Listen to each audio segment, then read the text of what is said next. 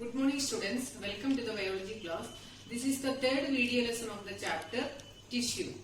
Today we are going to start with the topic fluid or vascular connective tissue. This fluid or vascular connective tissue is of two types. They are blood and lymph. As you all know that blood is a fluid which flows through blood vessels. Blood vessels are arteries, veins and capillaries. This blood consists of fluid matrix that is called plasma. Plasma is 55%. The blood consists of 55% plasma and 45% blood cells or blood corpuscles. These blood cells are three types. They are RBC or red blood cells. They are also called erythrocytes, and WBC or white blood cells. They are known as leukocytes. And last is platelets. They are called thrombocytes. So next is about the functions of blood. Blood helps to transport nutrients, hormones, oxygen and carbon dioxide. It also helps to eliminate the body waste. For example, kidney filter blood and remove urea and uric acid. And it also helps the body from diseases or fight against the diseases. Next is about lymph. Lymph is a colorless or yellow colored fluid. It does not have RBC and it contains some WBC or white blood cells. It protects the body from germs and disease causing bacteria and producing antibodies. Next animal tissue which we are going to study is that muscular tissue. What is mean by muscular tissue? It is a contractile tissue. It is made up of muscles.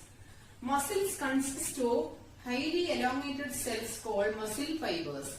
These muscle fibers have the capability to relax and contract. This tissue brings about various body movements. For example, animals can move from one place to another place, so they can search food and they can escape from enemies. This movement is possible by the contraction and relaxation of these muscles, and this tissue also helps the internal organs to perform various functions such as breathing and digestion. So the peristalsis movement takes place through the alimentary canal. That is due to the presence of muscular tissue. This tissue also helps in the maintenance of body posture. Based on the structure, location and function, these muscular tissue divided or classified into three types. They are unstraighted or voluntary muscles, straighted or smooth muscles and cardiac muscles. Next explanation is about red blood cells, white blood cells and blood platelets. You can see different components of blood in this picture. Red blood cells are small, circular or biconcave shaped. These are red blood cells. Their shape, you can see how is their shape. They are biconcave or circular in shape. They are red in color due to the presence of red pigment called hemoglobin. They lose their nucleus when they reach maturity to accommodate iron containing pigment called hemoglobin.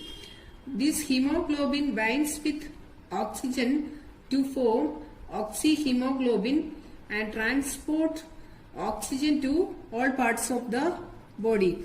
Next is about white blood cells. These are irregular in shape. These are white blood cells. They are irregular in shape. They are colorless due to the absence of hemoglobin and they have large nucleus. They protect the body from disease causing germs, means they provide immunity to the body by fighting against diseases. And next is about platelets. You can see platelets. here.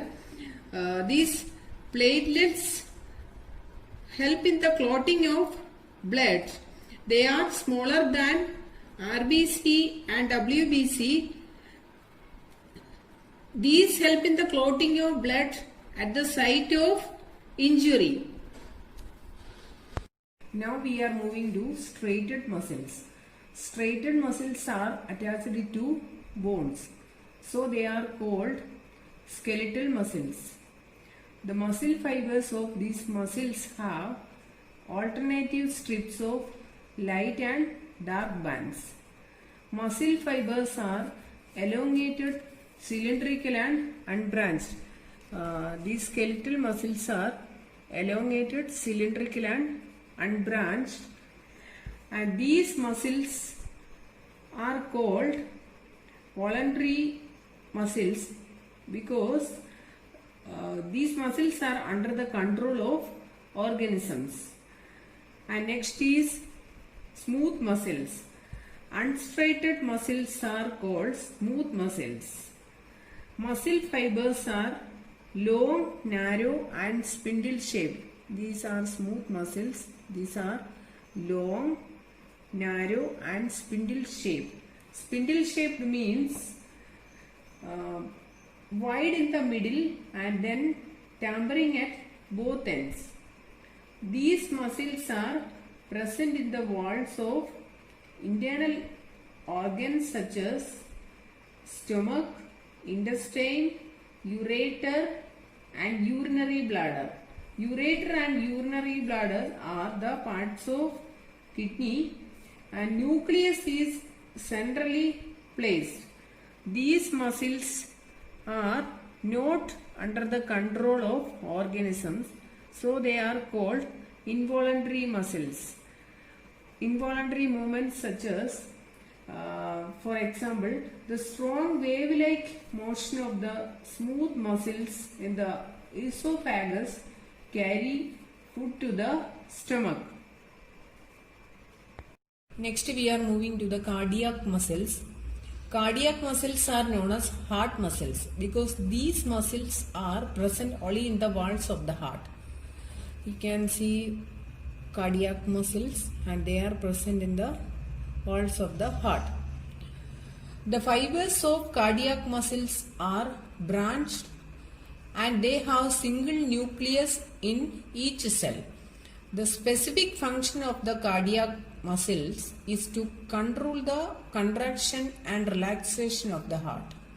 This is an involuntary action because these movements are not under the control of any organism.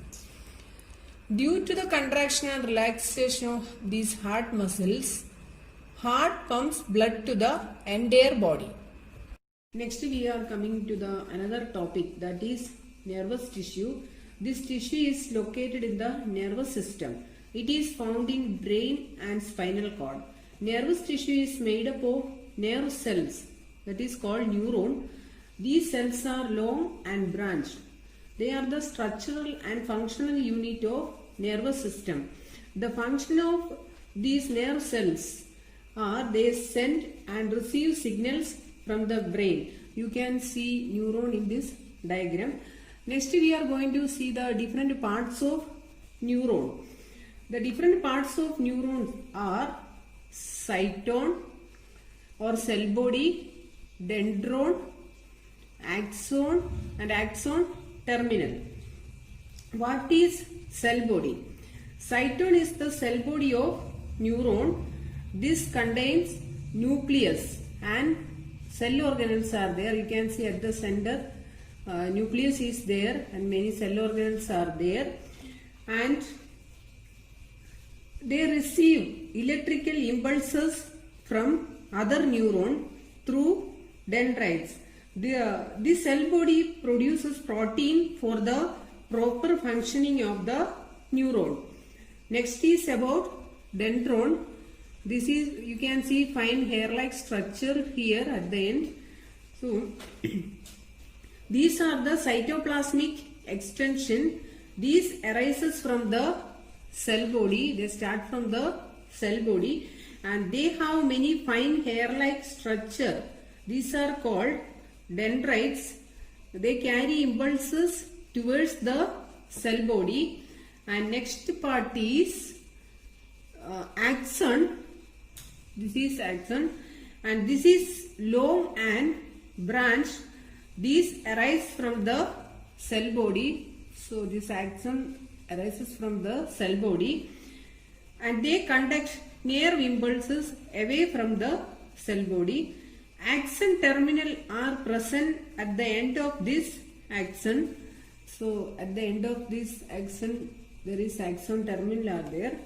And axon terminal of one neuron is loosely connected to the cell body of another neuron. The information from one neuron flows to another neuron across synapse. This is the end of this video lesson. Thank you. Take care.